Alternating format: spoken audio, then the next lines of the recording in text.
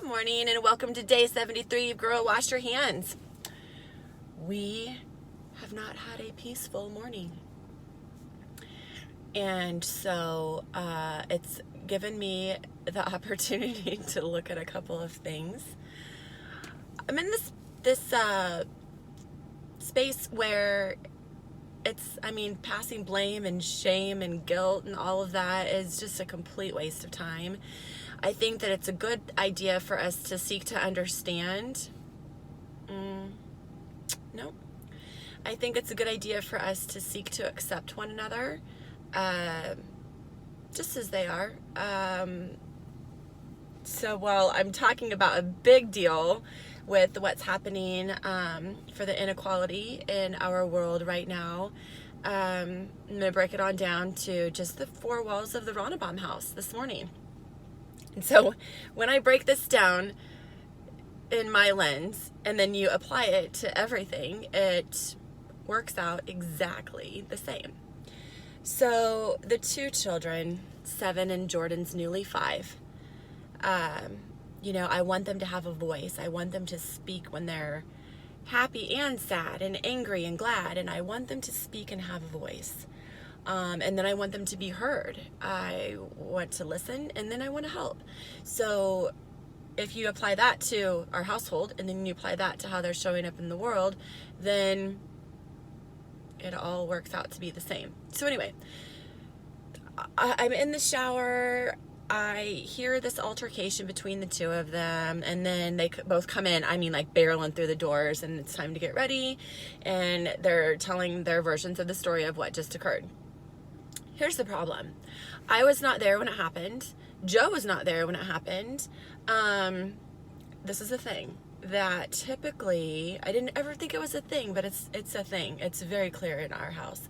I am very particularly biased toward the older child, only because of how I was treated as the older child growing up. So you see, I have some behavior patterns, and I definitely have some healing to do with regard to the placeholder of the older child. So I pay close attention to how I show up for him, because I know how I was shown up for. And so I've got, I'm triggered, all the time, with regard to how other people show up for him, and then how he shows up too. So I know that there are definitely some rights to being the firstborn, and so all of that and how things play out with regard to we don't know what we're doing. That was our first time we ever did that thing. And so, of course, there was fear-based emotions, and we were scared. We had no clue what we were doing. Well, then now Jordan comes along with, he was fine. And so we're just a little bit more relaxed in our anxiety when you've had a chance to do it a second time. Maybe we did it better the second time, or maybe we just screwed it up twice, and maybe we screwed up the second time worse than the first time. We don't know what we're doing. We're just, I think, trying to do our best. So anyway, what was a silly little altercation between the two of them, and Connor he's got a colorful summer. We know that. We know that things are going to look very different, and we're going to have to just get creative and figure this out, and we will. But with that comes, it's a lot. He's 7. And I would say this all the time. A child's greatest need from the ages of 0 to 7 is to feel safe. And I know he feels safe. I just know that there's a lot of things that are shifting and changing, and maybe that's the world that he'll end up growing up in. So I could look at this positively and think, okay, well, he'll be prepared for change, and he'll be prepared that how to be resilient. Those are really great qualities. But in the time to prepare and train for that, I don't know about anybody else, but I tripped and fell on my face all the time. And so being gentle with how that could look for him. So anyway, what was a simple altercation between the children ended up being, wow, blew the roof off of our house with regard to me and Joe, which tells us a lot, right? I think that everyone, whether we realize it or not, whether we are black or white, this is having an impact on people, and it's going to show up in the wildest of ways. but it's going to show up. I mean, if our takeaway right now is that there will be no more opportunities to sweep things under the rug and get up and dust ourselves off and try again. I mean, I think those days are over, and I am glad to see that there's going to be some significant transformations happen. I have no idea what they're going to be. No clue. I don't even have a clue how we're going to get there.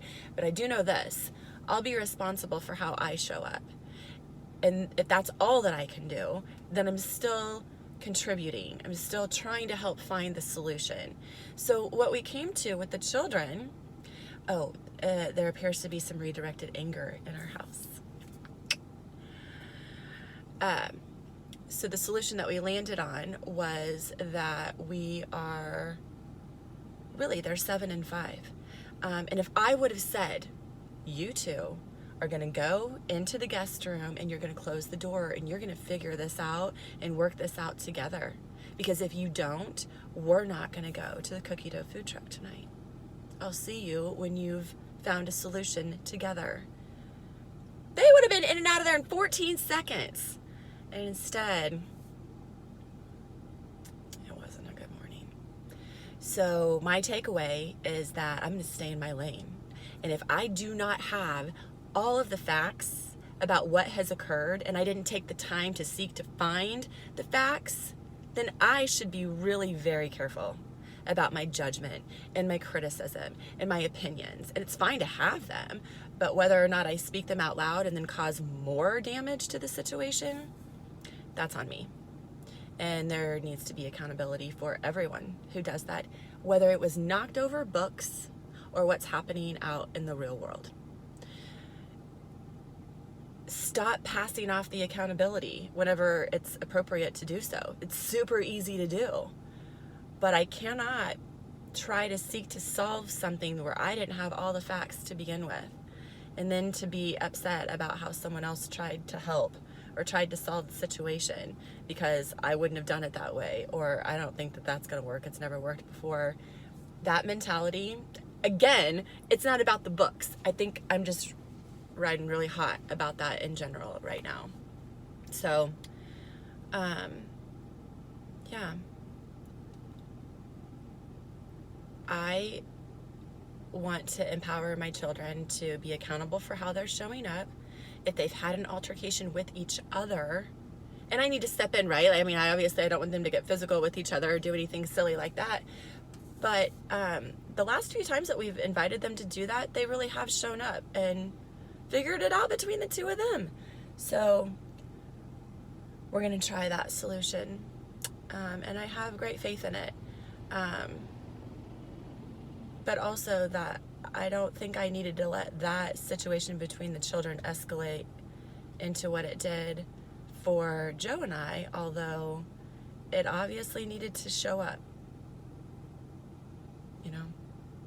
So what are the takeaways? I can still be upset and hurt and angry and disappointed and sad and just feel like I should lower my expectations and have none. That's not my truth. I mean, it was for like a minute. That's not my truth.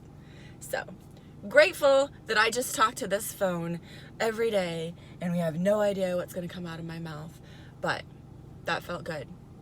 So I'm going to choose what I just said. And I wish everyone